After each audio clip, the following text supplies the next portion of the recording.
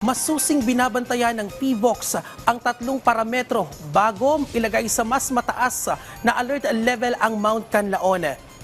Nauna nang tumaas ang ibinubugang sulfur dioxide na aabot na nga sa 10 tonelada kada araw.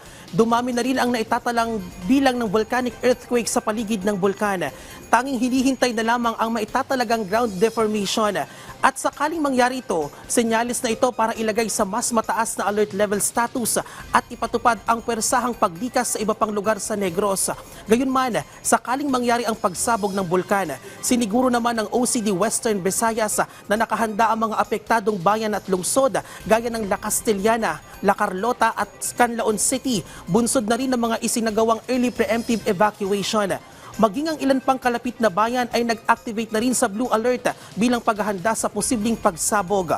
May mga inihanda na rin contingency plan ang lokal na pamahalaan, katuwang ang national government sa paparating na kalamidad.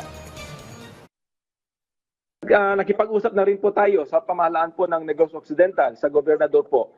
At nagkaroon na rin po tayo ng